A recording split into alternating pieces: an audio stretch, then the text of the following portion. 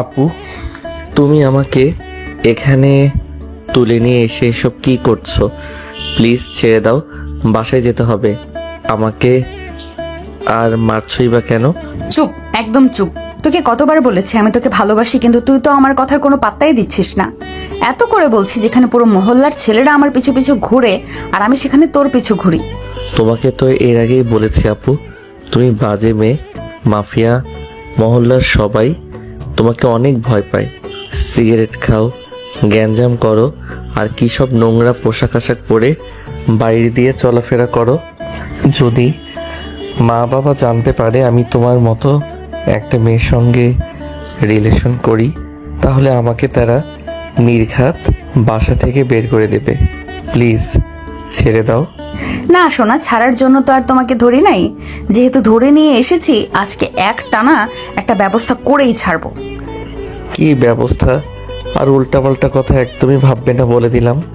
আমাকে যেতে দাও। তুমি কিন্তু বলে যাচ্ছ আমার বাবা এখানকার পুলিশ এসআই, বাসায় গিয়ে বাবাকে সব কথা বলে দেব আমি। আর তুই হয়তো ভুলে গিয়েছিস আমি এই মহল্লার লেডি মাফিয়া। সবাই দেখে ভয় পায়। তোর বাবা তো সামান্য ছুমু বটে। এখন একটু আদর কর আমাকে। কি? একদমই না, ছাড়ো তুমি আমাকে। কেন রে? আমি কি দেখতে এতটাই বাজে যে আমার সঙ্গে তুই এসব কাজ করতে পারবি না? দেখো আপু, তোমাকে বুঝিয়ে বলি, শরীয়তে অন্য কোনো মেয়ের দিকে বাজে দৃষ্টিতে তাকালে তাকে আল্লাহ তাআলা চোখের ভেতরে লোহা গরম করে ঢুকিয়ে দিবে। আর সেইখানে তোমার সঙ্গে অনৈতিক কাজ আমি একদমই করতে পারবো না। ও, তাহলে এই ব্যাপার? সেই কথাটা তুই আগে বলবি না? আচ্ছা ওয়েট, কাজী সাহেবকে ডেকে নিয়ে আসছি। আজকে তোর আর আমার বিয়ে হবে। কি?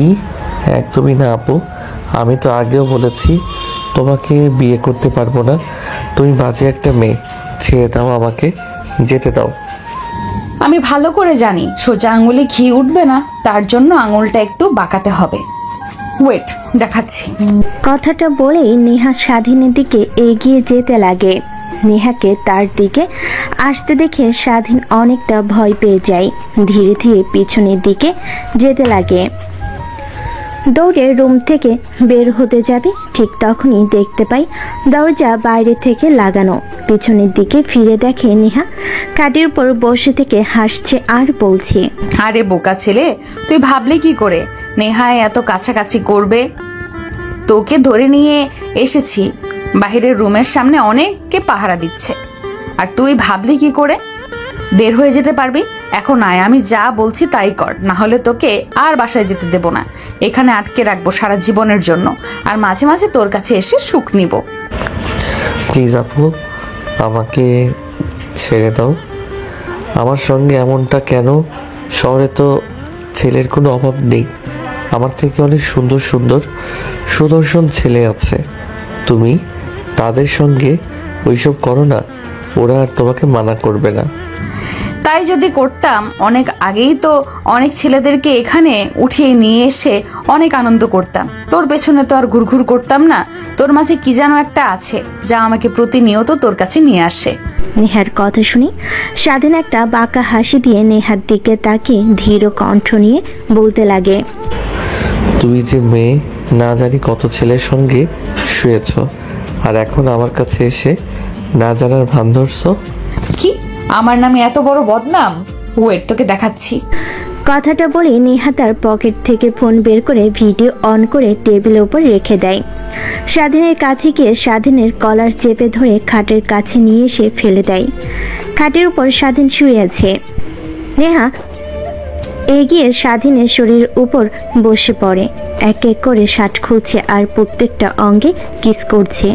নেহার প্রতিটা স্পর্শে স্বাধীন কেঁপে উঠতে লাগে। এক পর্যায়ে নেহা গিয়ে স্বাধীনের ঠোঁটের সঙ্গে ঠোঁট লাগিয়ে চুষতে লাগে। নেহা স্বাধীনের কোনো রেসপন্স না দেখে ঠোঁটের জোরে সরে একটা কামড় দিয়ে ফেলে। স্বাধীন আহ বলে ওঠে। পরবর্তীতে তার যেন কিছু একটা নিমেষে শরীরের মধ্যে কারেন্ট প্রবাহিত হয়। নেহাকে উপর থেকে সরিয়ে খাটের উপর চেপে ধরে স্বাধীন অনবরত নেহাকে কিস করতে লাগে। নেহা অবাক হয়ে যায় স্বাধীনের এই রূপ দেখে। তারপর নেহাও স্বাধীনের সঙ্গে রেসপন্স করতে লাগে। নেহার শরীর থেকে এক এক করে সব কাপড় খুলে ফেলে, তারপর প্রত্যেকটা অঙ্গে কিস করতে লাগে। একটু পর তারা দুজনে আরো গভীরে চলে যায়। স্বাধীনের প্রত্যেকটা স্পর্শে নেহার চোখ দিয়ে পানি বের হতে লাগে। স্বাধীন নেহাকে কান্না করতে দেখে চোখের পানি মুছে দিয়ে আবার আনন্দ করতে লাগে। একটা হাসি দিয়ে স্বাধীনকে জড়িয়ে ধরে সেইভাবে পেরিয়ে যায় প্রায় 2 ঘন্টা। স্বাধীন নেহার শরীরের উপর ক্লান্ত হয়ে শুয়ে পড়ে আর নেহার চুলগুলোর দিকে তাকিয়ে আছে। কিরে পিচ্ছি, তখন তো খুব বললি ছোট মানুষ আমাকে নিয়ে সব হবে না, কিন্তু উল্টো যা দেখলাম আমার থেকে তুই বেশি আদর করলি আমাকে। নেহার কথা শুনে স্বাধীন লজ্জা পেয়ে যায়। তারপর নেহার চুলের মাথা গুজে দিয়ে নেহার ঘাড়ে কিস করতে লাগে। কিরে, আবার তোর কি হলো? আবার শুরু দেখ, প্রথমবার এতটুকুতেই শরীর ক্লান্ত হয়ে গেছে, আর পারবো না। কিন্তু এইটুকুতেই হবে না। না না, একদমই না। দেখ, রক্তে পুরো বেড ভিজে গিয়েছে, আর হবে না, প্লিজ ছেড়ে দে, আবার কাল। নেহার কথা শুনে স্বাধীন একটা বাঁকা হাসি দিয়ে নেহার উপরে ঝাঁপিয়ে পড়ে। এক পর্যায়ে নেহা স্বাধীনের সঙ্গে রেসপন্স করতে লাগে। এইভাবে পেরিয়ে যায় অনেকটা সময়। দেখতে দেখতে রাত 9টা বেজে যায়। নেহার শরীরের ওপর এখনো স্বাধীন শুয়ে আছে। দুজনের চোখে বিন্দুমাত্র ঘুম নেই। নেহা স্বাধীনের দিকে তাকিয়ে তাকিয়ে কি যেন ভাবছে, তাই স্বাধীনকে প্রশ্ন করে, কিরে, তোর আবার কি হয়েছে? এইভাবে আনমনে কি ভাবছিস? ওইদিকে তাকিয়ে আবার শুরু করবি নাকি? দেখ, আমি কিন্তু আর পারবো না। এইবার যদি শুরু করিস তাহলে আমি সত্যিই চিৎকার দেবো আর আমার লোকেরা এসে তোকে মারবে, কিন্তু আমি আর তখন মেনে নেব না। আরে না আপু, আসলে আমরা যে কাজটা করলাম কামনার বশে, আগেও আমাদের কাজটা করা ঠিক হলো না।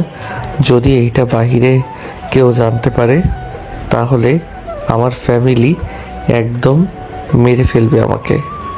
স্বাধীনের কথা শুনে নেহা স্বাধীনকে তার উপর থেকে সরিয়ে খাট থেকে উঠে টেবিলের কাছ থেকে ফোনটা হাতে নিয়ে দেখে প্রায় 5 ঘন্টা ভিডিও চলছে। তারপর নেহা স্বাধীনের কাছে এসে দাঁড়ায়। কি ব্যাপার আপু, তুই ওইখানে ফোন রেখেছিলে ওইভাবে কেন? বিয়ে করবি আমাকে? দেখো আপু, তোমাকে আমার পরিবার একদমই মেনে নেবে না। আমার বাবা তোমার নামে অনেক আজে বাজে কথা বলে, আমার মা অনেক কথা বলে। তুমি নাকি পাড়ার মধ্যে দিয়ে গুন্ডামি করে বেড়াও, তাই আমার মা বাবা কখনো তোমাকে মেনে নেবে না। তো আমি তোমাকে বিয়ে করতে পারবো না। তাহলে এইসব কি এতক্ষণ ধরে যে আমার সঙ্গে শুয়েছিলি? এটা তো আমি আমার ইচ্ছাই করি নাই, তুই জোর করে আমার সঙ্গে এই কাজ করেছো, তো তোমার দোষ আমার না। দেখ, তুই ভিডিওটা ভালো করে চিনতে পারিস কিনা, এই ছেলেটা কে আর শুয়ে থাকা মেয়েটাকে? নেহার কথা শুনে স্বাধীন মোবাইলের দিকে তাকাই। দেখতে পাই যে সে আর নেহা শুয়ে থেকে নোংরা খেলা খেলছে। সেই ভিডিও করে রেখেছে স্বাধীন। এটা দেখে চোখ বড় করে ফেলে। নেহার দিকে অশ্রুসূচক দৃষ্টিতে তাকিয়ে থাকে। নেহা স্বাধীনের তাকানো দেখে মুচকি একটা হাসি দিয়ে স্বাধীনের 2 গালে হাত দিয়ে চেপে ধরে বলতে লাগে, ও লিলি লিলি, আমার বাচ্চার বাবা, এখন বলো আমাকে তুমি বিয়ে করবে না? এই যে ভিডিওটা দেখছো, এই ভিডিওটা আমি তোমার মা বাবাকে দেখাবো, তখন তোমার অবস্থা কি হবে একবারও ভাবতে পারছো তুমি? তখন তোমার মা বাবা জানতে পারবে যে তাদের ছেলে অনেক বাজে অবৈধ কাজে লিপ্ত থাকে। আর বিয়ে করলে আমি এই ভিডিওটা একদমই কাউকে দেখাবো না, আর ভালো মেয়ে হয়ে তবেই তোমার বাড়ি গিয়ে উঠবো। কিন্তু আপু, দেখ, আমাকে বিয়ে না করলে আমি ভিডিওটা পাবলিক করে দেব, বেশি কাউকে দেখাবো না, তোর মা বাবাকে দেখালেই হবে। তখন তোকে জোর করে আমার সঙ্গে বিয়ে দেবে, আর আমি যা বলছি আমাকে এখন বিয়ে কর, কেউ জানতে পারবে না। তুই লেখাপড়া কর, এতদিনে আমি তোর মা বাবার কাছে ভালো একটা মেয়ে হয়ে দেখাবো। আর তোর পড়াশোনা শেষ হলে তখন না হয় আমাদের বিয়েটা তোর মা বাবাকে জানাবো, তখন আর না বলবে না তারা। কিন্তু তুমি তো আমার অনেক সিনিয়র, অনেকে এই সম্পর্কটা মেনে নিতে পারবে না। সমাজের মানুষ অনেকে অনেক বাজে মন্তব্য করবে, যা আমি একদমই শুনতে পারবো না। প্লিজ আপু, ক্ষমা করে দাও। আমি তোমাকে বিয়ে করতে পারবো না। তুই কি জানিস আজ সমাজের কারণে আমি এই জায়গায় একটা বাজে মেয়ে হয়ে উঠেছি? আমার বাবার টাকা পয়সা অর্থ সম্পদ কোনো কিছুর অভাব নেই, কিন্তু আমার মা বাবা নেই। সমাজের অনেক মানুষ আমাকে অনেক কথা বলে, তাদের কথার জবাব দিতে গিয়ে আমি খারাপ মেয়ে হয়ে গিয়েছি। বাদ দে, তোকে জোরাজুরি করব না। তোকে ভালোবাসি, বিশ্বাস কর, নিজের জীবনের থেকেও বেশি। তুই জানলে আমি নিজেকে পরিবর্তন করে ফেলবো। যেভাবে বলবি সেভাবেই চলবো। প্লিজ তুই আমাকে ছেড়ে যাস না, একটু ভালোবাসা দে আমায়। সেই ছোটবেলা থেকেই অনেক অবহেলা, ভালোবাসা পাইনি। আমি তোকে ভালোবেসেছি, আর তুই যদি না দিস ভালোবাসা, আমি একটু বেঁচে থেকেও জীবিত লাশ হয়ে যাব। স্বাধীনের কেন জানি নেহার বলা কথাগুলো অনেক খারাপ লাগতে লাগে, তাই নেহার প্রতি মায়ের জন্মিয়ে যায়। তার অবশ্য অনেক আগে থেকে নেহার প্রতি তার মায়া জন্মিয়েছে, শুধু তার বাবা মা আর সমাজের দিকে তাকিয়ে কিছু বলতে পারছে না। কি হলো, বিয়ে করবি কি তুই আমাকে, নাকি আমার মা বাবার মতো আমাকে ছেড়ে চলে যাবি? ঠিক আছে, বিয়ে করতে পারি, বাট একটা শর্তে। নেহা উদ্বেগ নিয়ে স্বাধীনের কাছে সে শক্ত করে জড়িয়ে ধরে একটা কিসকে বলতে লাগে, একটা কেন, আমি তোর 1000টা শর্তেও রাজি আছি। প্লিজ তাও আমাকে ছেড়ে যেও না। আমাদের বিয়ের ব্যাপারটা ফ্যামিলিকে একদমই জানাতে পারবে না তুমি যতদিন না আমি প্রতিষ্ঠিত হতে পারি। আর আগের মতো মহল্লার মধ্যে মাফিয়াগিরি একদমই করতে পারবে না। ভালো একটা মেয়ে হয়ে চলাফেরা করবে, বাইরে যখন যাবে বোরখা পরে একদম সাধারণ একটা মেয়ের মতো। আর তোমার আশেপাশে এত ছেলে পেলে আমি একদমই সহ্য করতে পারবো না। সবাইকে কাজ থেকে বের করে দিবে। ঠিক আছে, তোমার শর্তে রাজি আমি। আচ্ছা, এখন ওদেরকে কাজী সাহেবকে ডেকে নিয়ে আসতে বলছি। আরে আপু, তুমি কি এইভাবে বাইরে যাবে নাকি? দেখো তোমার শরীরে বিন্দুমাত্র জামা কাপড় নেই। স্বাধীনের কথা শুনে নেহা অনেকটা লজ্জা পেয়ে যায়, তারপর ফুলরে থাকা জামা কাপড় পরিধান করে নেয়। স্বাধীনও ঠিক একই জামা কাপড় পরে নেয়। দরজা খুলে বাহিরে গিয়ে দেখে তার সব ছেলেপেলে বাহিরে দাঁড়িয়ে আছে। দরজা খোলার শব্দে সবাই পিছনে ফিরে তাকায়। কোনো সমস্যা হয়েছে আপনার? না, কিছুই হয়নি। তোরা গিয়ে কাজী সাহেবকে ডেকে নিয়ে আয়, আর আরেকজন মার্কেটে গিয়ে আমার জন্য লেহেঙ্গা আর স্বাধীনের জন্য শেরওয়ানি কিনে নিয়ে আসবে খুব তাড়াতাড়ি। ঠিক আছে ম্যাম, আমাদের মাত্র 1 ঘন্টা সময় দিন, আমরা সব কিছু নিয়ে আসছি। অন্যদিকে স্বাধীন জামা কাপড় পরিধান করে খাটের বসে পিছনে হাতে আদর্শ হতে যাবে, ঠিক হাতে ভেজা ভেজা কিছু ফিল হয়। পিছনের দিকে তাকিয়ে দেখে খাটের অনেকটা অংশ রক্তে ছিটে লেগে আছে। সেই দিকে তাকিয়ে স্বাধীন একটা মুচকি হাসি দেয়। এটাই হলো সতী নারীর প্রমাণ। অন্যদিকে নেহার কথা শুনে সবাই চলে যায়। নেহা পুনরায় দরজা লাগিয়ে রুমের মধ্যে চলে আসে। স্বাধীনের কাছে গিয়ে বলতে লাগে, বিশ্বাস কর, আজ আমি অনেক অনেক খুশি। মা বাবা মরে যাওয়ার পর আমি এত খুশি আর কখনোই হইনি। আজ যদি মা বাবা বেঁচে থাকতো, না জানি ওনারা অনেক খুশি হতো। তাদের মেয়ে ভালোবেসে বিয়ে করছে। নেহার কথা শুনে স্বাধীনের অনেক করে জানতে ইচ্ছে করছে সে কিভাবে মাফিয়া হয়ে উঠল আর কিভাবে তার বাবা মা মারা গেল। কিন্তু এখন এই প্রশ্ন করার সময় না। স্বাধীনকে ভাবতে দেখে নেহা পুনরায় প্রশ্ন করে, কি ভাবছো এভাবে আনমনা হয়ে? কিছু না, একটু তাড়াতাড়ি করো, আমার বাসায় যেতে হবে, না হলে মা বাবা অনেক চিন্তা করবে। কেন তোমার কাছে মোবাইল ফোন নেই? তুমি তোমার বাবা মাকে ফোন করে বলে দাও যে তোমার এক বন্ধুর বাসায় আসো। আজকে বাসায় যেতে পারবে না, কালকে সকালে যাবে। ও হ্যাঁ, তুই তো ভালো বুদ্ধি দিয়েছ। আমি এখনই ফোন করে মা বাবাকে বলে দিচ্ছি যে আমি আমার এক বন্ধুর বাসায় আছি, গ্রুপ স্টাডি করছি, আর বাসায় ফিরতে দেরি হবে। তারপর স্বাধীন প্যান্টের পকেট থেকে ফোন বের করে স্ক্রিন অন করে দেখে তার বাবা মা অনেকবার ফোন দিয়েছে।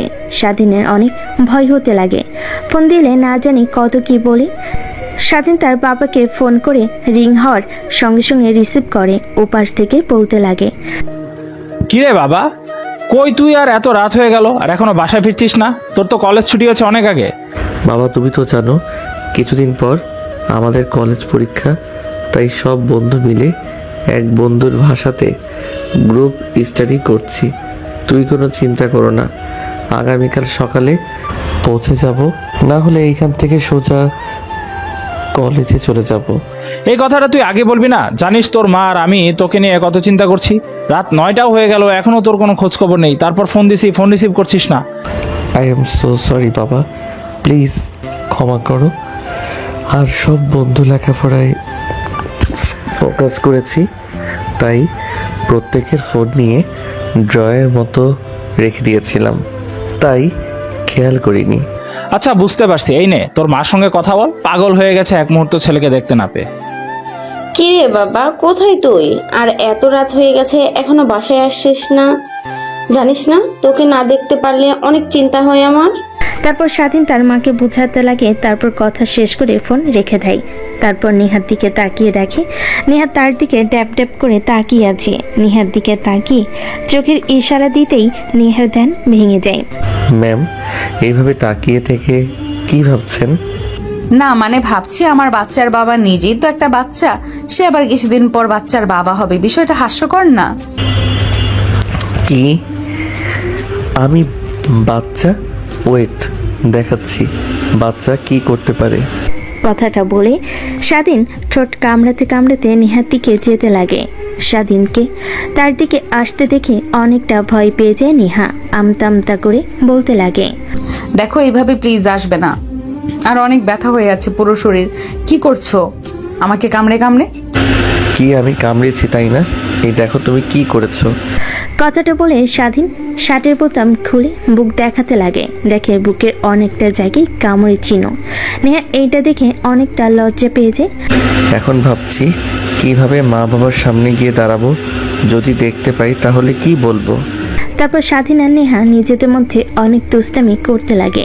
এভাবে অনেকটা সময় পার হয়ে যায়। ঠিক তখনই নেহা স্বাধীনকে বলে, আচ্ছা ওয়েট, তোমার নাম্বারটা দাও তো। এই নাম্বারে জন্য কত ঘুরেছি, কিন্তু কোথাও থেকে জোগাড় করতে পারি নাই। 01568, এইটা হলো আমার নাম্বার। তারপর নেহা স্বাধীনের নাম্বারটা সেভ করে লিখে রাখে। আমার বাচ্চার বাবা। স্বাধীন নাম্বারটা দেখে মুচকি একটা হাসি দেয়। ঠিক তখনই দরজা কড়া নাড়ার শব্দ পায়। নেহা এগিয়ে দরজা খুলে দিয়ে দেখে একটা ছেলে হাতে 2টা প্যাকেট।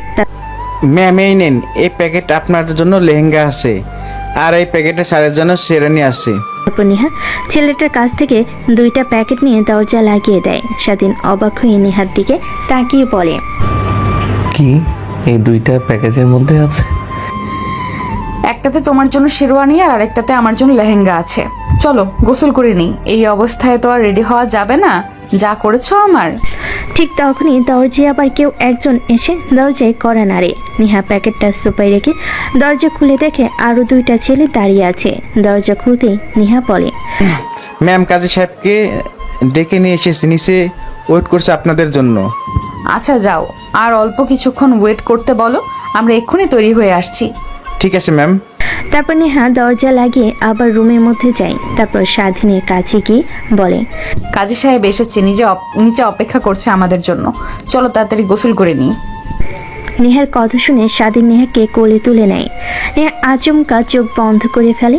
তারপর স্বাধীনের দিকে তাকিয়ে চোখের ইশারা দিলেই তারপর স্বাধীন বলে, ম্যাম, হাতের সময় খুব কম, নিচের সবাই অপেক্ষা করছে, এক এক করে গোসল করলে অনেক সময় লাগবে, তাই চলেন দুজন একসঙ্গে গোসল করে নিই। যতটুকু ভালো আর ভদ্র ভেবেছিলাম, কিন্তু এখন তো দেখে মনে হচ্ছে পুরোটাই একটা লুচ্চা। কি আমি তোমাকে আবার কি করলাম? নিজের হবু ওকে করে তুলে একসঙ্গে গোসল করব, এটাতে আবার লুচ্চামের কি আছে? দেখো এমন করলে কিন্তু নামিয়ে দেবো, আবার বলে দিলাম। আরে না, এমনিতেই বললাম তোমাকে রাগানোর জন্য। চলো তাড়াতাড়ি গোসল করে নিই, আর গোসল করার সময় একদমই দুষ্টুমি করবে না, কিন্তু না করে দিলাম। নেহার কথা শুনে স্বাধীন নেহার দিকে তাকিয়ে একটা হাসি দেয়। নেহা অবাক হয়ে যায়।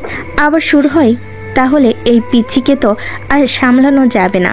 তারপর ওয়াশরুমে গিয়ে দরজা লাগিয়ে নেহাকে দাঁড় করে। তারপর শাওয়ার অন করে নেহাকে শক্ত করে জড়িয়ে ধরে। দুজন শাওয়ারের নিচে দাঁড়িয়ে ভিজতে লাগে। ধীরে ধীরে নেহার গভীরে যেতে লাগে স্বাধীন।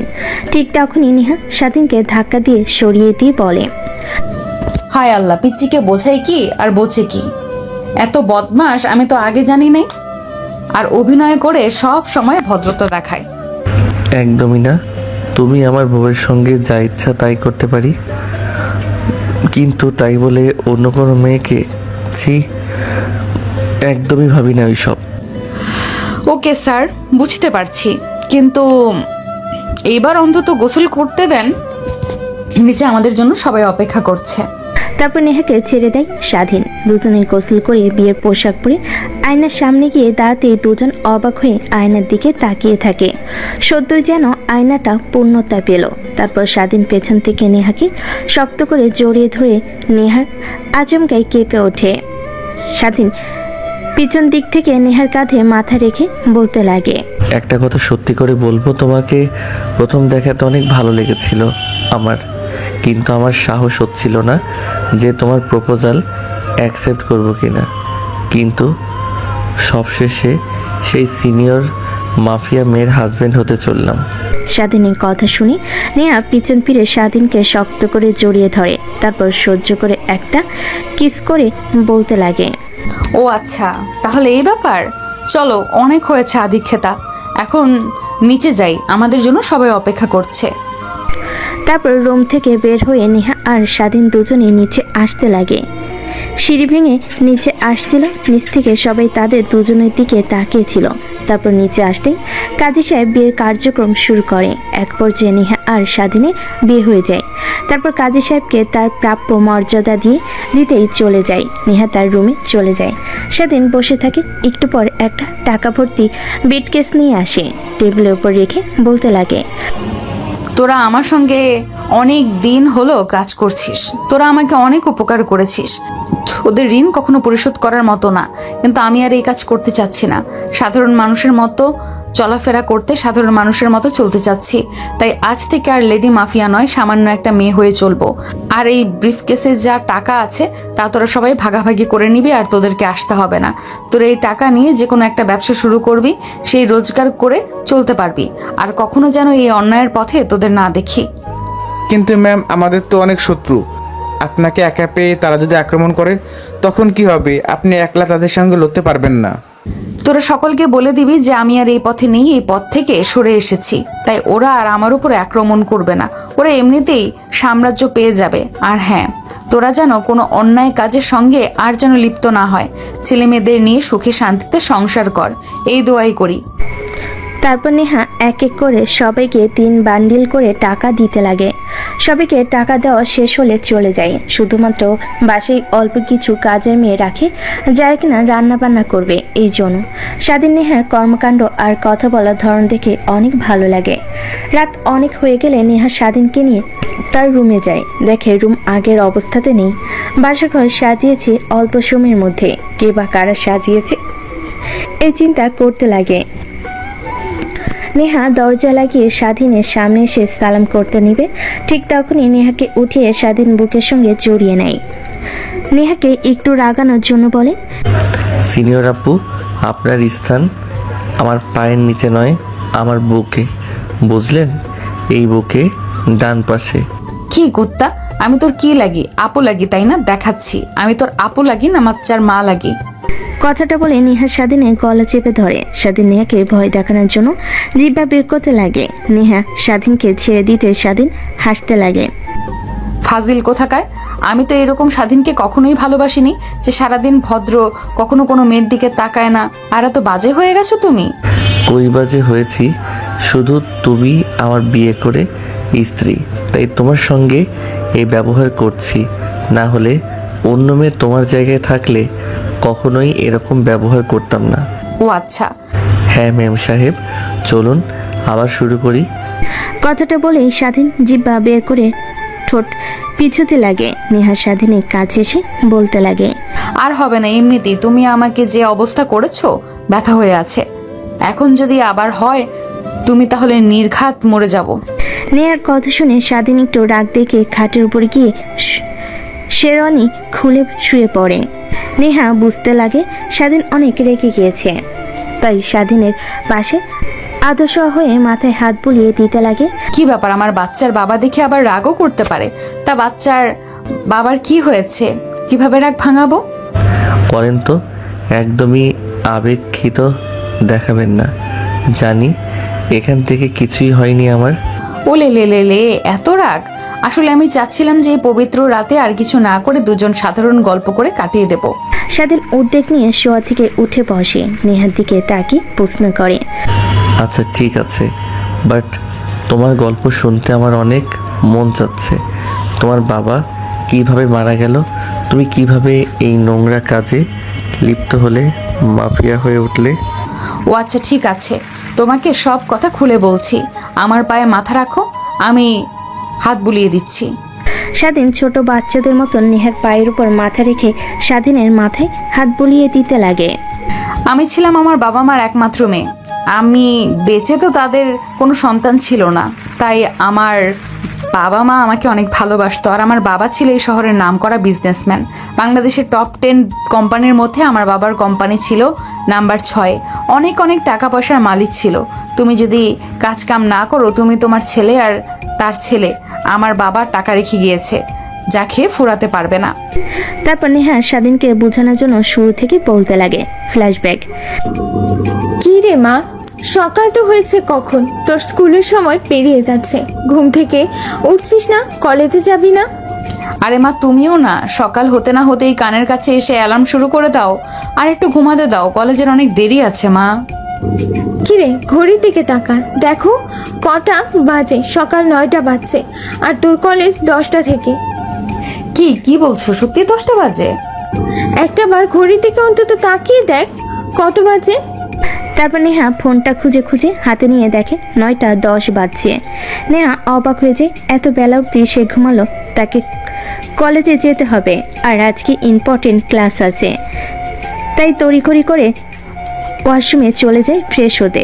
গোসল করে পোশাক পরে কাঁধে ব্যাগ নিয়ে দৌড়ে নিচে আসে। মেন দরজা দিয়ে বের হতে যাবে, তখনই পিছন থেকে নেহার বাবা ডাকতে লাগে। নেহা পিছনে ফিরে বলে, বাবা কিছু বলবে? হ্যাঁ বলবোই তো। এত সকালে উঠে কোথায় যাচ্ছিস এমন হন্তদন্ত হয়ে? কি সকাল? এখন তো 9টা 30 বাজে, তুমি সকাল বলছো?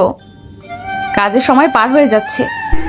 অন্যদিকে নেহামা কিচেন রুম থেকে ডাকছে। নেহা মাথায় হাত দিয়ে ফ্লোরে বসে পড়ে বলে, কি 7টা বাজে মানে? আমার মোবাইলে তো 9টা 30 দেখাচ্ছে। আচ্ছা ওয়েট।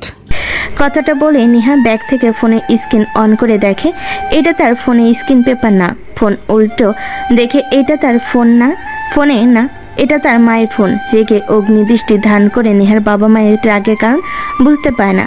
নেহার মা কিচেন রুম থেকে হাসতে হাসতে বের হয়ে আসে। মনে আছে কালকের কথা, খাবারের টেবিলে কি বলেছিলি? ঠিক তখনই নেহা দরজার সামনে বসে থেকে চিন্তা করতে লাগে।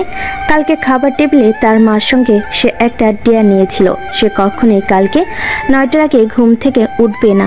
তাই নেহার মা বুদ্ধি করে তার ফোনের টাইম চেঞ্জ করে নেহার পাশে রাখে, আর নেহার ফোনটা সে হাতে নিয়ে নেয়।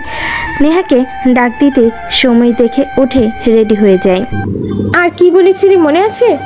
নেহা কালকে রাতে তার মায়ের সঙ্গে বলার কথার চিন্তায় ঝাঁপ দেয়। ঠিক আছে মা, আমি কখনোই কালকে 9টার আগে আমাকে ঘুম থেকে তুলতে পারবে না। যদি ঘুম থেকে তুলতে পারো তাহলে তুমি যা বলবে তাই করব। তোকে কিছুই করতে হবে না, বয়স তো আর কম হলো না। আমার একটা বান্ধবীর ছেলে আছে, কিছুদিন আগে লন্ডন থেকে লেখাপড়া করে এসেছে। তাকে দেখতে হবে, যদি ছেলেটার পছন্দ হয় আর তোর যদি পছন্দ হয় তাহলে তোদের দুজনকেই বিয়ে দিয়ে দেব। এটাই আমার শর্ত, রাখবি? আমি জানতাম তুমি এরকম কোনো না কোনো শর্ত দেবে, আর আমি এতে রাজি হয়ে যাব।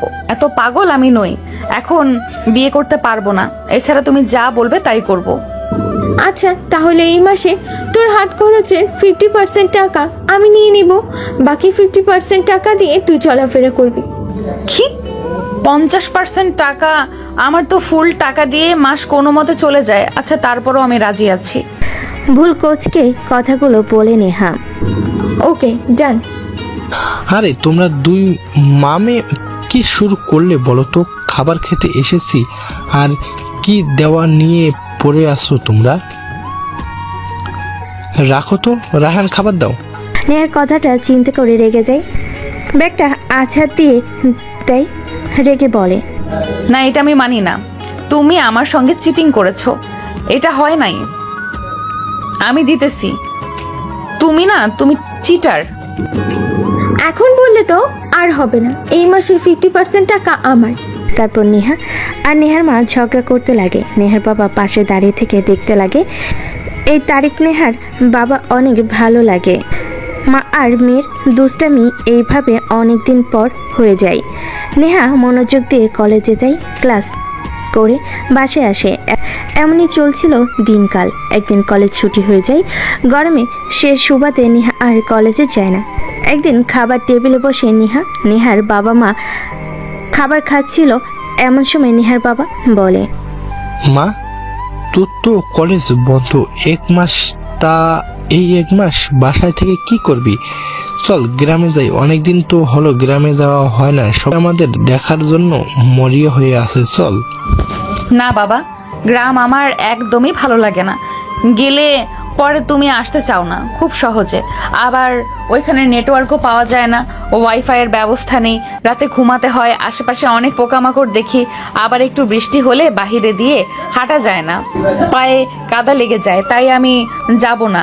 তোমাদের যদি খুব ইচ্ছা হয় তোমরা যেতে পারো, আমি একাই বাসায় থাকতে পারবো, আর কাজের মেয়েরা তো আছেই। তাই বলে তোকে রেখে যাব? আমাদের সঙ্গে গেলে অনেক ভালো হতো না? সবাই তোকে দেখার জন্য অনেক মরিয়া হয়ে পড়ছে। সেই ছোটবেলার সময় তোকে দেখেছিল আর দেখেনি। যত যাই বলো না কেন বাবা, একদমই আমি যেতে পারবো না গ্রামে। তোমরা গিয়ে ঘুরে আসো। আমি বান্ধবীদের সঙ্গে প্ল্যান করেছি যে আমরা সবাই সেন্ট মার্টিন ঘুরতে যাব। ও আচ্ছা, কিন্তু একটু দেখে শুনে মা, তুই আমাদের একমাত্র মেয়ে, তোকে নিয়ে আমাদের অনেক আশা ভরসা। ঠিক আছে বাবা। তারপর সবাই খাবার খেয়ে রুমে চলে যায়। পরের দিন সকালবেলা নেহা ঘুম থেকে উঠে দেখে তার মা বাবা নেই। অনেক খুঁজতে লাগে, মোবাইলে ফোন করলেও ফোন রিসিভ হয় না। তাই একটা কাজের মেয়েকে ডাক দিতে নেহার কাছে আসে। তারপর তাকে প্রশ্ন করে, আচ্ছা আন্টি, বাবা আর মা কোথায় গিয়েছে? তাদেরকে তো দেখতে পাচ্ছি না। ও মা, তুমি উঠেছো? তোমার জন্য অনেকক্ষণ অপেক্ষা করলো, কিন্তু তুমি ঘুম থেকে না ওঠায় শেষমেশ স্যার আর ম্যাডাম চলে গিয়েছে, যাওয়ার সময় বলে গেছে আমরা যেন তোমাকে বলি যে তারা গ্রামে গিয়েছে, 1 সপ্তাহের মধ্যেই বাসায় চলে আসবে। তুমি যেন একদম টেনশন না করো। আর তোমার বান্ধবীদের সঙ্গে সেন্ট মার্টিন যাবে, তোমার জন্য কিছু টাকা রেখে গিয়েছে তাদের টেবিলের উপরে। ও আচ্ছা, তাহলে আন্টি 1 কাপ কফি করে আমাকে দিন, আমি বর্ষার রুমে নিয়ে গিয়ে বসি। ঠিক আছে মা, তুমি গিয়ে বসো, একটু অপেক্ষা করো, আমি কফি করে নিয়ে এসে তোমাকে এক্ষুনি দিচ্ছি। তারপর কাজের মেয়েটা কিচেন রুমে চলে যায় কফি তৈরি করার জন্য। নেহাকে ওয়াশরুমে বসে টিভি অন করে খবর দেখছিল। একটু পর কফি নিয়ে এসে দেখে কাজের মেয়ে নেহা কফিতে একটা চুমুক দিতে যাবে। ঠিক তখনই তার বাবার কার দেখতে পায় রাস্তায় একটা গাছের সঙ্গে লেগে দুমে মুছে গিয়েছে। নেহার হাত থেকে কফির মগ ফুলরে পড়ে যায়। নেহা একটা চিৎকার দিয়ে ওঠে। নিমেষে বাড়ির সব কাজের লোকেরা একত্র হয়ে যায়। তোমার এইভাবে চিৎকার দিয়ে উঠলে কেন? কফিতে চিনির বদলে নুন দিয়ে ফেলেছি নাকি? না আন্টি, আমার মা বাবা। টিভির দিকে ইশারা করে কথাগুলো বলে নেহা। সবাই টিভির দিকে দেখে 2টা লাশের প্যাকেট পড়ে আছে। পাশে একটা প্রাইভেট কার একদম দুমড়ে মুচকে গিয়েছে। তাদের আর বোঝার বাকি রইল না যে তাদের ছাড়া তাদের স্যার আর ম্যাডাম এই পৃথিবীতে আর নেই। তারপর সবাই নেহাকে বোঝাতে লাগে বর্তমান। এইভাবে আমি আমার মা বাবাকে হারিয়ে ফেলেছি, আমাদের সুখের সংসার নেমে আসে সেই প্রশ্ন হয়ে যায়। স্বাধীন নেহার কথা শুনে নেহার দিকে তাকায়, দেখে কান্না করছে।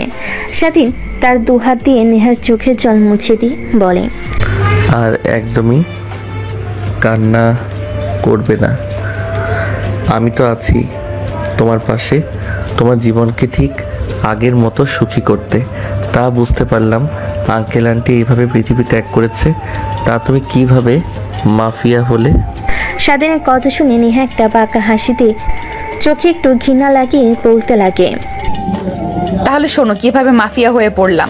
মা বাবা যখন মারা যায় তখন আমি একা হয়ে পড়ি। আমার বাবার কোটি কোটি টাকার 6 সম্পত্তি যে যার মতো দখল করে নেয়, রীতিমতো আমাকে বাড়ি থেকে বের করে দেয়। আমি কি করব কিছুই বুঝতে পারি না। আমি শুধু মার কাছ থেকে একটা কথাই জানতে পারছিলাম যে আমার একটা মামা আছে, সে নাকি এই শহরের নাম করা পিয়া, আর বাবা মাফিয়া একদম পছন্দ করে না, তাই আমার মামার সঙ্গে সম্পর্ক রাখিনি। এরপর আমি আমার মামার খোঁজ করতে লাগি। এক পর্যায়ে আমি আমার মামার খোঁজ পেয়ে যাই, তারপর আমি আমার মামার কাছে যাই, মামার সঙ্গে চলতে লাগি। মামা আমাকে মাফিয়া হিসেবে তৈরি করে। এরপর আমার বাবার সম্পত্তি সব এক এক করে দখল করতে লাগে। পুনরায় ফিরে পাই আমার বাবার সব সম্পত্তি, কিন্তু নিজেকে অনেক বদলানোর চেষ্টা করেছি, কিন্তু আশেপাশে অনেক লোক আমার অগোচরে অনেক কথা বলতো। ভালো হতে গিয়েও পারিনি, সবাই শুধু একটা নামেই আমাকে চিনতো, লেডি মাফিয়া।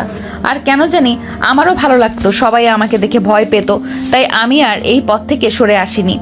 এইভাবেই চলতে লাগে দিনগুলো। আর তখনই একদিন তোকে দেখতে পাই, দোকান থেকে বাজার করছিস।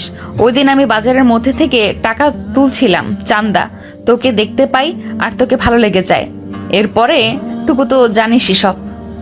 হ্যাঁ জানি। তারপরে আমার পেশা বেশে পড়েছে, আমি পাত্তা দেইনি।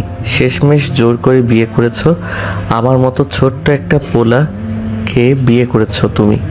আমি তো তোমাকে পুলিশে গিয়ে ছেলে নির্যাতন নামে মামলা দেব। হা হা করে হাসতে লাগে। স্বাধীন মুখ ঘুরিয়ে নেহার হাসির দিকে অপলক দৃষ্টিতে তাকিয়ে আছে।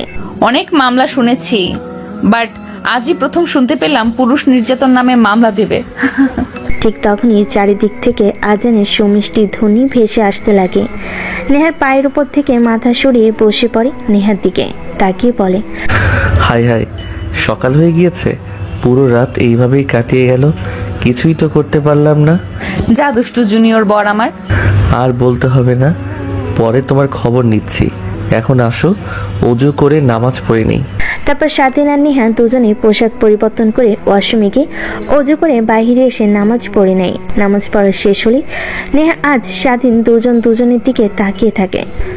স্বাধীন নেহাকে তার দিকে নিয়ে এসে শক্ত করে জড়িয়ে ধরে কপালে একটা চুম্বন করে। কিভাবে যে আমি এই সিনিয়র মেয়ের প্রেমে পড়ে গেলাম নিজেও জানি না। ধ্যাৎ, বাদ দাও তো, এখন চলো ছাদে যাই। না, অনেক ঘুম পেয়েছে, রাতে একটু ঘুমাইনি, প্লিজ একটু ঘুমাতে দাও। তা বললে তো আর হবে না। আমার অনেক দিনের ইচ্ছা তোমাকে নিয়ে ছাদের ওপরে দোলনায় দুজনে পাশাপাশি বসে কফি খাবো আর দুজনে দুজনের দিকে তাকিয়ে থাকবো। কিন্তু কোনো কিন্তু বললে হবে না, এখন চলো আমার সঙ্গে। তারপর নেহা আর স্বাধীন দুজনে কিচেন রুমে চলে যায়। তারপর 2 কাপ কফি প্রস্তুত করে দুজনে ছাদে চলে যায়। ছাদে গিয়ে দোলনায় বসে পড়ে। নেহা আর স্বাধীন দুজন পাশাপাশি কফি খেতে লাগে আর দুজন দুজনের দিকে তাকিয়ে থাকে। আচমকা নেহা বলতে লাগে, জানো, আজ 8 বছর পর ছাদে উঠেছি। এত সকালে অনেক ভালো লাগছে। আমার মা বাবা মরে যাওয়ার পর এত সকালে কখনোই ঘুম থেকে উঠিনি, আর ভাবতেও পারিনি কখনো এইভাবে তোমাকে নিয়ে ছাদে বসে সকালটা উপভোগ করতে পারবো। নেহার কথা শুনে স্বাধীনের অনেক ভালো লাগতে লাগে। দুজনে কফি খেতে লাগে। এক পর্যায়ে নেহা স্বাধীনের কাঁধে মাথা রাখে। স্বাধীন নেহাকে তার বুকের সঙ্গে জড়িয়ে ধরে। এভাবে অনেকটা সময় পার হয়ে যায়। এক পর্যায়ে তারা দুজন ছাদ থেকে নেমে আসে, রুমে গিয়ে ঘুমিয়ে পড়ে। স্বাধীনে ঘুম ভাঙতেই অন্ধকার অনুভব করে। তারে পাশে ভাবতে লাগে, আবার রাত হয়ে গেল না তো। চোখের উপর হাত দিতেই চুল দেখতে পায়। দেখে নেহা স্বাধীনকে শক্ত করে জড়িয়ে ধরে রেখেছে, যেন ছেড়ে দিলে স্বাধীন চলে যাবে আবার।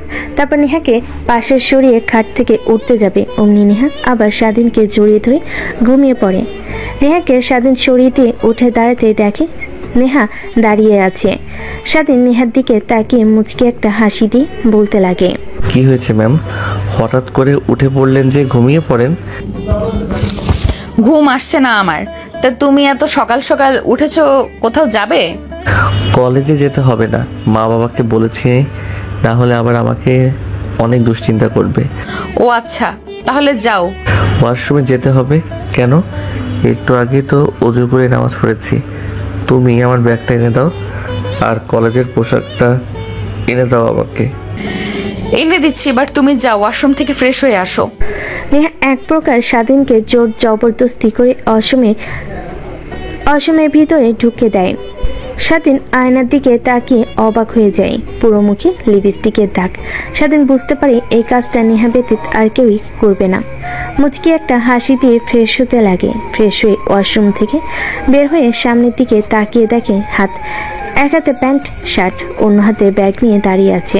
তারপর শার্ট প্যান্ট পরিধান করে নেয়, ব্যাগটা কাঁধে নিয়ে রুম থেকে বের হতে যাবে। ঠিক তখনই নেহা গিয়ে স্বাধীনকে পিছন থেকে জড়িয়ে ধরে বলতে লাগে, কখনোই আমাকে ছেড়ে যাবে না তো?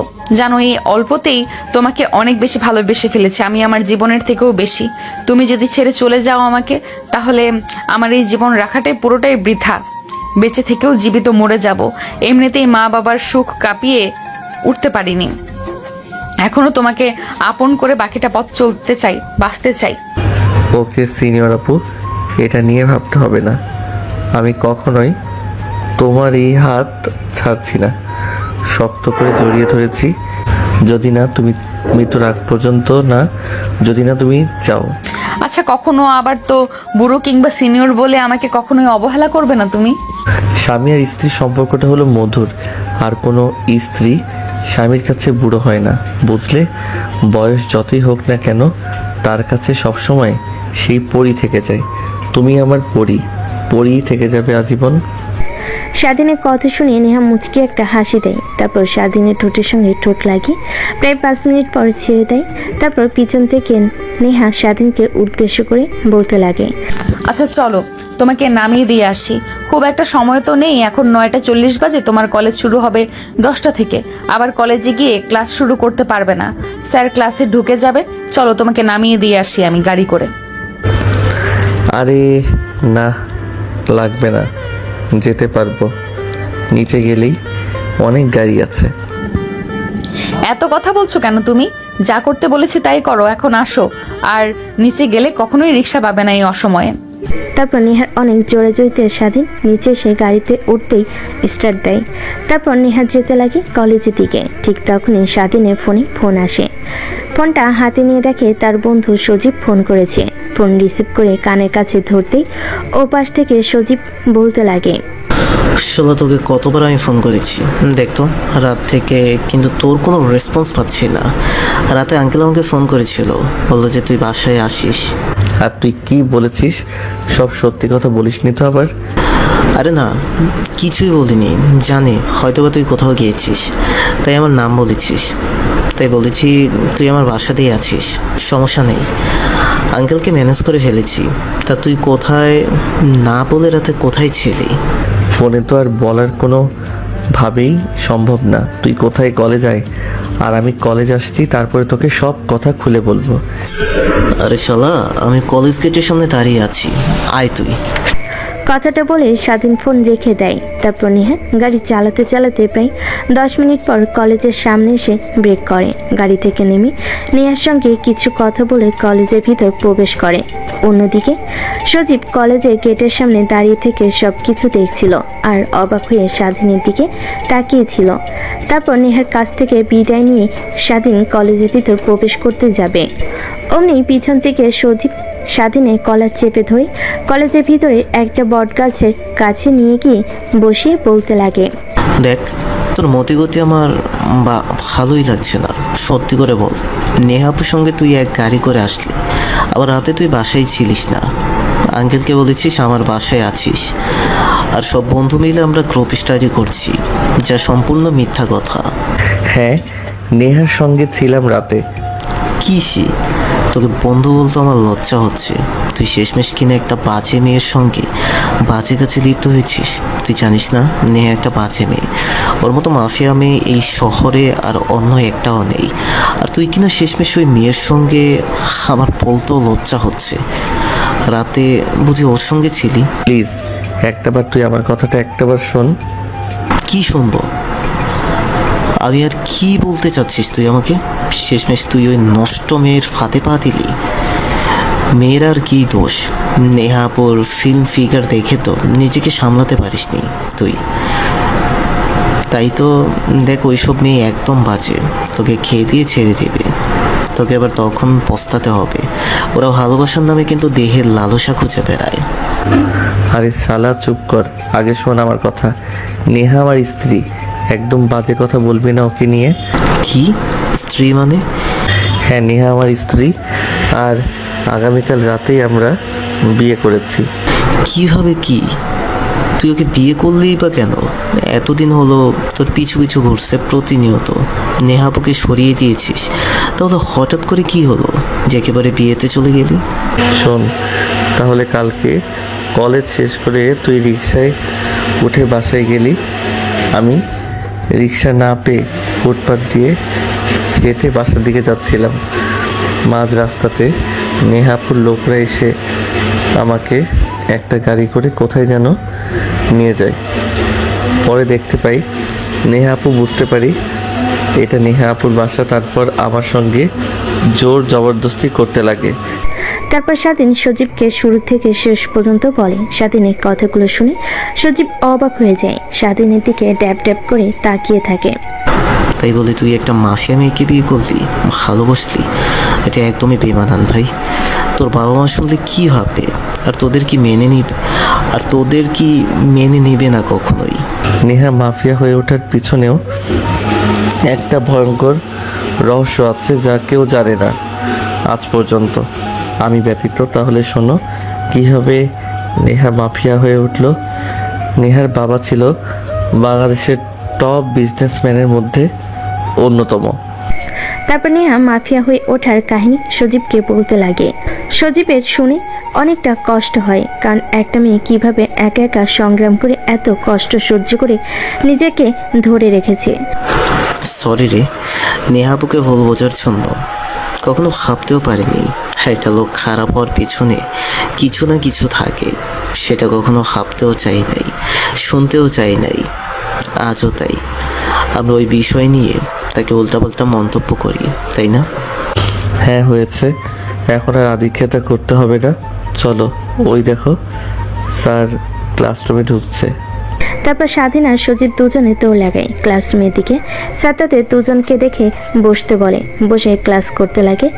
এক এক করে পুরো ক্লাস শেষ করে কলেজ ছুটি হলে কলেজ গেটের বাইরে ফুটপাতে দাঁড়িয়ে গাড়ির জন্য অপেক্ষা করতে লাগে, কিন্তু কোনো রিক্সা ফাঁকা দেখতে না পেয়ে ঠিক তখনই বোরকা পরিহিত মেয়ে এসে স্বাধীনের পাশে দাঁড়ায়। আচমকায় স্বাধীনের হাত শক্ত করে জড়িয়ে ধরে। স্বাধীন বন্ধুর সঙ্গে কথা বলছিল, হঠাৎ হাত জড়িয়ে ধরতে পাশে তাকিয়ে দেখে একটা মেয়ে। স্বাধীন চমকে ওঠে, হাত ছাড়ানোর চেষ্টা করে, কিন্তু মেয়েটা ছায় না। এই যে কে আপনি, আর এইভাবে আমার হাত জড়িয়ে ধরেছেন? প্লিজ ছেড়ে দেন। স্বাধীনের কথা যেন মেয়েটার কান অব্দি পৌঁছে না। আরে কি বলছি আমি, আপনার কানে কি পৌঁছেছে না নাকি? প্লিজ হাতটা ছাড়েন, না হলে আমি কিন্তু আপনার গায়ে হাত তুলতে বাধ্য হব। দেখি কত বড় সাহস, তুমি আমার গায়ে হাত দাও একবার, তোমার হাত মুছে ফেলবো। চেনা নাই জানা নাই আমার হাত জড়িয়ে ধরেছেন, আবার সারার কথা বলছিস, আবার আমার হাত ভেঙে ফেলবেন মানে? ঠিক বলেছি। স্বাধীনের কেন জানি মেয়েটার কণ্ঠ চেনা চেনা লাগে, কিন্তু বুঝতে পারে না, তাই মেয়েটাকে প্রশ্ন করে, আচ্ছা কে আপনি বলেন তো, আপনার কণ্ঠ কেমন যেন আমার চেনা চেনা লাগছে। আপনি কি একবার আপনার মেকআপটা সরাবেন মুখ থেকে? স্বাধীনের কথা শুনে নেহা মুখ থেকে মেকআপ সরে। নেহাকে দেখতে পেয়ে স্বাধীন অনেকটা অবাক হয়ে যায়, কারণ ভাবতেই পায়নি নেহা এখানে বোরকা পরে দাঁড়িয়ে থাকবে। আচমকা স্বাধীনের মুখে হাসি ফুটে ওঠে। এইভাবে অবাক হয়ে কি দেখছো? আমি নেহা, তোমার দাঁড়িয়ে দাঁড়িয়ে গাড়ির জন্য অপেক্ষা করছিলাম, কিন্তু গাড়ির তো দেখাই পাচ্ছি না। আসো, আমি তোমাদের নামিয়ে দিয়ে তবেই বাসায় যাব। না, তার দরকার হবে না। তা তুমি এখানে আমার জন্য অপেক্ষা করছো কেন? অনেক দেখতে ইচ্ছে করছিল, তাই চলে আসছি তোমাকে দেখার জন্য। এখন এত কথা না বলে আসো তো গাড়িতে, আর কেউ দেখবে না। আরও দেখলে কি তুমি এখন আমার বিয়ে করা হাজবেন্ড, কিন্তু ভুলে যেও না। বাট তুমি হয়তো আমার শর্ত ভুলে যাচ্ছ। প্লিজ এইভাবে বলো না, কেউ শুনতে পারলে আবার উল্টাপাল্টা কিছু একটা হয়ে যাবে। বাবার কানে যদি পৌঁছায় তাহলে তো আমাকে। আরে বাদ দাও, কেউ শুনবে না। আছে, এখন এত কথা না বলে তোমাকে নামিয়ে দিয়ে আমি ওইদিকে গিয়ে বাসায় যাব। আরে না, তুমি যাও তো, মা কিংবা বাবা যদি দেখে ফেলে কোন মেয়ের গাড়ি করে এসেছি, তাহলে আমাকে নির্ঘাত অনেক প্রশ্ন করে মেরে ফেলবে। এক পর্যায়ে নেহার অনেক জোরাজুরিতে স্বাধীন রাজি হয়ে গাড়িতে উঠতে, তারপর সজীবকে নিয়ে গাড়িতে উঠে পড়ে স্বাধীন। সামনের সিটে শরীফ, পাশের সিটে নেহা গাড়ি স্টার্ট দিয়ে চালাতে লাগে আর স্বাধীনের সঙ্গে দুষ্টামি করতে লাগে। পিছনের সিট থেকে সজীব সব কিছু দেখে আর মুচকি মুচকি হাসে। এক পর্যায়ে সজীবের বাসার সামনে এসে গাড়ি ব্রেক করে। সজীব গাড়ি থেকে নেমে যায়। স্বাধীনের বাসার আরেকটু আগে স্বাধীনকে নামিয়ে দেয় নেহা। তারপর স্বাধীনকে বিদায় জানিয়ে নেহা গাড়ি স্টার্ট করে বাসায় চলে আসে। অন্যদিকে স্বাধীন গাড়ি থেকে নেমে তার বাসার সামনে গিয়ে দরজায় কলিং বেল বাজাতে লাগে। স্বাধীন মা এসে দরজা খুলে দেয়। স্বাধীনকে দেখে প্রশ্ন করে, বাবা তুই এসেছিস? আমি তো ভাবলাম আজকেও তুই তোর বন্ধুর বাসায় যাবি। আয় আয়, শরীরে কি হাল করেছিস? রাতে ঘুম আসিস না নাকি? নাকি সব বন্ধুরা মিলে রাত ভোর লেখাপড়া করিস আর দুষ্টুমি করিস?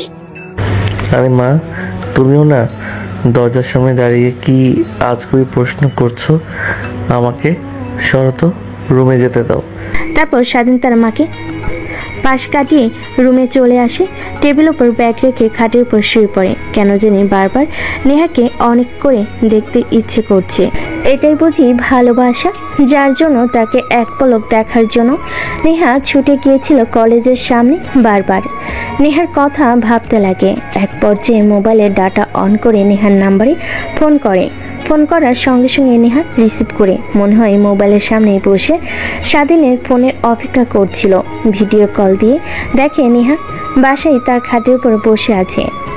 এত তাড়াতাড়ি বাসাতে চলে গিয়েছো কিভাবে? ডিয়ার হাজব্যান্ড, আপনি হয়তো বা ভুলে গিয়েছেন যে আমার বাসা থেকে আপনার বাসা মাত্র 10 মিনিটের দূরত্ব, কিন্তু গাড়িতে করে আসলে 3 মিনিট লাগে মাত্র। ও আচ্ছা। তারপর স্বাধীন নেহার সঙ্গে সেই অবস্থাতেই কথা বলতে লাগে।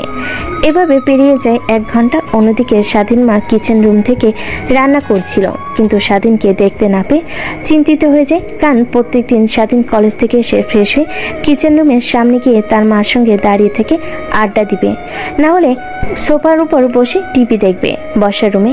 কিন্তু দুই জায়গার একটাতেও নেই। চিন্তিত হয়ে রান্না রেখে স্বাধীনের রুমের দিকে যেতে লাগে। দরজার সামনে গিয়ে অনবরত দরজায় কড়া নাড়তে লাগে। স্বাধীন নেহার সঙ্গে কথা বলছিল, হঠাৎ দরজায় কড়া নাড়ায়। ফোন রেখে দরজা খুলে দেখে সামনে তার মা হাতে একটা খুন্তি নিয়ে দাঁড়িয়ে আছে। কি হয়েছে মা? এইভাবে কেউ দরজায় নক করে নাকি? একটু হলেই তো দরজা ভেঙে ফেলতে। আমি যদি 1 মিনিট পর দরজা খুলতাম। কি ব্যাপার বাবা, ঠিক আছিস তো তুই নাকি? কেন মা, আমার কি হতে যাবে? না মানে বলতে চাচ্ছে যে প্রত্যেকদিন কলেজ থেকে এসে কিচেন রুমের সামনে গিয়ে আমার মাথার ঘাম কিন্তু আজকে নেই। আবার সোফায় বসে টিভি দেখছিস, বসার রুমে কিন্তু সেখানেও নেই। কি হয়েছে তাই দেখে অনেকটা চিন্তিত হলো। তাই তো রুমে আসলাম, এসে দেখি দরজা লাগানো, আর অনেক ভয় পেয়ে যায়। তাই এভাবে দরজায় কড়া নাড়ি। দরজা আটকে ঘুমের মধ্যে কি করছিস তুই?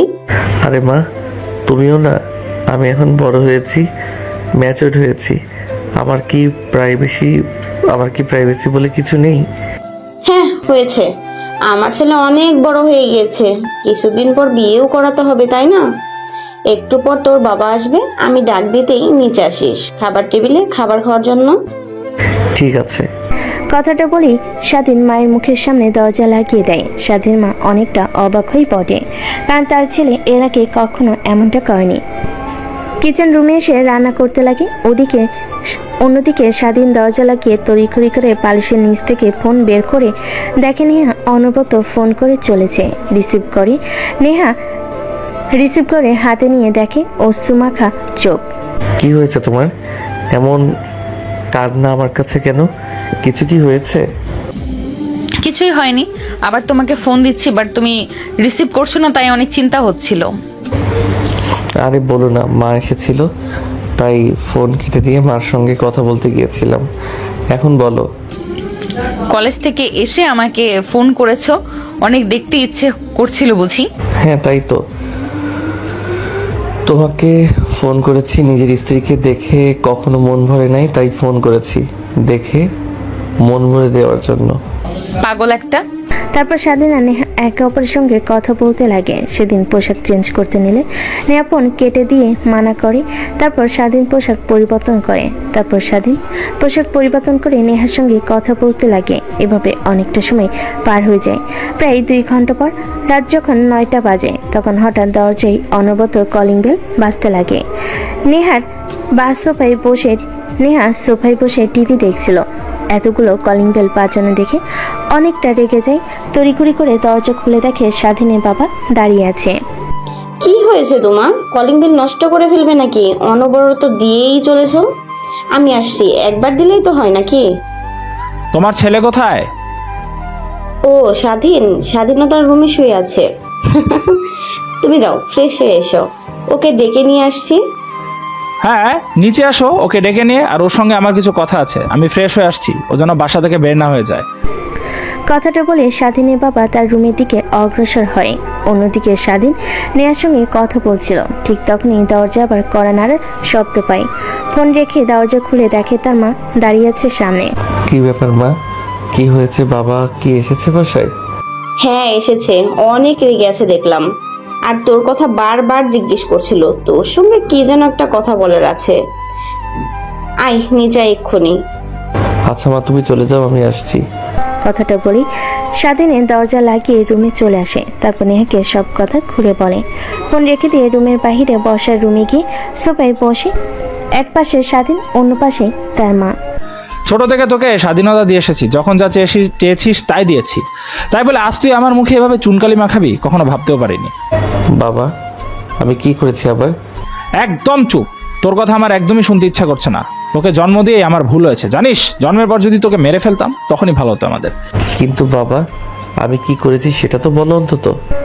তারপর স্বাধীনের বাবা ফোন বের করে একটা ভিডিও অন করে স্বাধীনের সামনে ধরে। ভিডিওটা দেখে স্বাধীন অবাক হয়ে যায়। এই বয়সে একটু একটু ভুল করে, হ্যাঁ এটা মানছি। তাই বলে তুই শেষমেশ এমন একটা মেয়েকে, যা বলতে আমার ঘৃণা হচ্ছে। তুই জানিস এই মেয়েটার নামে প্রত্যেকদিন আমার থানায় না হলেও 10টা মামলা হয়। আর তুই কি না শুধু কি ভালোই বাসিস, নাকি আরো সম্পর্ক আছে তোদের মধ্যে? বাবা, আমরা দুজন বিয়ে করে নিয়েছি।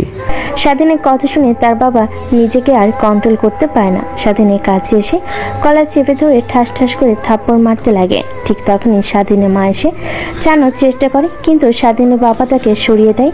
হাত থেকে ফোনটা নিয়ে দেখে নেহা স্বাধীনের কাঁধে মাথা দিয়ে শুয়ে আছে। দুজনের হাত একত্র করে দোলনার উপর বসে কফি খাচ্ছে। সকলে দৃশ্যটা স্বাধীনের মার অনেক রাগ হতে লাগে, কারণ সে চেনেন নেহাকে। এক পর্যায়ে স্বাধীনের বাবা স্বাধীনকে মারা বন্ধ করে দেয়। ভিডিওটা যদি আমার কনস্টেবল না করে অন্য কেউ করে ইন্টারনেটে ছেড়ে দিত, তাহলে পুরো বিশ্ব দেখে ফেলতো। আমার নাম ধরেই মিশে যেত। তোর কারণে, শুধু তোর কারণে। যা করেছিস ভালোই করেছিস, এখন আমার বাড়ি থেকে বেরিয়ে যা। কি বলছো তুমি? তোমার মাথা ঠিক আছে? আমাদের একমাত্র ছেলে যদি বাড়ি থেকে চলে যায় তাহলে আমিও চলে যাব। ছোট মানুষ ভুল করেছে, এর সমাধান আছে।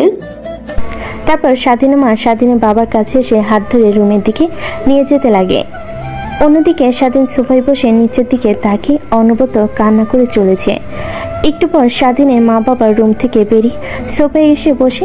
স্বাধীন মুখ তুলে তাকিয়ে দেখে তার বাবা আগের মতো তেমন একটা রেগে নেয়। তারপর স্বাধীনের বাবা স্বাধীনকে উদ্দেশ্য করে বলতে লাগে, যা করেছিস তা তো করেছে, সে এখন আর কি করার? যা বৌমাকে বাসায় নিয়ে আয়। আর একটা কথা বলবি, ও আগে কি করেছে তা আমরা জানতে চাই না, কিন্তু এখন যা করবে সব আমাদের কথা মতো ওকে চলতে হবে। যদি রাজি থাকে তবে বাসায় আনবি, না হলে তুইও ওর সঙ্গে যেখানে খুশি সেখানে থাকতে পারিস। বাবা, বিশ্বাস করো, ও একজন চেঞ্জ হয়ে গেছে, নিজেকে পরিবর্তন করে ফেলেছে। আমি যা যা করতে বলি তাই করে এখন। আর বোন মাফিয়াগিরি আর কোনো মাফিয়াগিরি করে বেড়ায় না। সহজ সরল একটা মানুষের মতো জীবিকা নির্বাহ করে। কথাটা বলে স্বাধীন সোফা থেকে উঠে পড়ে। নেহাকে ফোন করে রাস্তায় আসতে বলে। স্বাধীন রাস্তা দিয়ে হেঁটে তার বাড়ির দিকে যেতে লাগে। রাস্তায় দেখার সঙ্গে সঙ্গে গাড়িতে উঠে বসে স্বাধীন। তারপর সব কথা খুলে বলে। তার বাবা যা যা বলেছে নেহা শুনে অনেক খুশি হয়। তারপর স্বাধীন নেহাকে নিয়ে তার পাশে চলে যায়। দরজায় কলিং বেল দিতে স্বাধীনের মা সাথে সাথে দরজা খুলে দেয়। তারপর নেহার হাত জড়িয়ে ধরে বসার রুমে নিয়ে যায়। সোফায় স্বাধীন আর নেহা বসে আছে। তারপর স্বাধীনের বাবা নেহাকে অনেক কথা বলতে লাগে। স্বাধীনের বাবার কথা শুনে নেহা কান্না করে দেয়। তারপর স্বাধীনের বাবাকে উদ্দেশ্য করে বলে, হাই আঙ্কেল, আমাদের একদমই ঠিক হয়নি আপনাদের না জানিয়ে বিয়ে করা। বাবা মায়ের অনেক ইচ্ছে থাকে আর ছেলের বিয়েতে অনেক ধুমধাম করে আয়োজন করবে, কিন্তু আমার এই পৃথিবীতে কেউ নেই যে আপনাদের নিয়ে একত্রে আনন্দ করবে। তারপর নেহা বাবা মা ছাড়া কিভাবে একা বড় হয়েছে, কিভাবে মাফিয়া হয়েছে, এসব কথা নেহা স্বাধীনের মা বাবার দিকে তাকিয়ে দেখে তারা অশ্রু নয়নে তাকিয়ে আছে।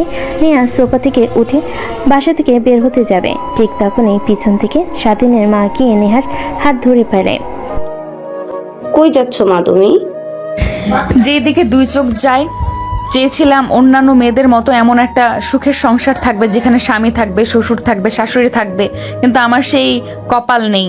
আপনারা তো আমাকে মেনে নেবেন না। আপনাদের না জানিয়ে আপনার ছেলেকে বিয়ে করেছি। আল্লাহ হাফেজ, ভালো থাকবেন, আর কখনোই দেখতে পাবেন না আমাকে। কি বলছো মা? আমাদের ছেলের বউকে আমরা মেনে নেব না? মানে হ্যাঁ, তোমার প্রতি একটু রাগ কমে আছে, তার মানে এই না যে মেনে নেব না, মেনে নিয়েছি তো আর রাগও কমে গেছে তোমার কষ্টের কথা শুনে। কিন্তু শ্বশুর আব্বা তো মেনে নিল না আমাকে। কে বলেছে আমিও মেনে নিয়েছি? কিন্তু এখন আর একদমই মাফিয়াগিরি করা যাবে না, কিন্তু আমার ছেলের মতো কথা চলতে হবে। ঠিক আছে। তারপর নেহা স্বাধীনের বাবা মা সবাই একত্রে বসার রুমে বসে আড্ডা দিতে লাগে। এখনো হয়তোবা এই আড্ডার রুমটা পূর্ণতা পেল, সেইভাবে অনেকটা সময় গল্প করতে লাগে। নেহার অনেক ভালো লাগে স্বাধীনের বাবা মার সঙ্গে কথা বলে। তারপর খাওয়া দাওয়া করে নেয়, যে কারণে চলে যায়। অন্যদিকে স্বাধীন রুমে ঢুকে দরজা লাগিয়ে দেয়। ধীর গতিতে নেহার দিকে এগিয়ে যেতে লাগে। নেহা স্বাধীনকে তার দিকে আসতে দেখে আমতা আমতা করে বলে, দেখো, কালকের ব্যথা এখনো কমেনি, 3টা ট্যাবলেট খেয়েছি। তারপরও প্লিজ, আজকে কিছুই হবে না, শরীর ঠিক হোক তারপর।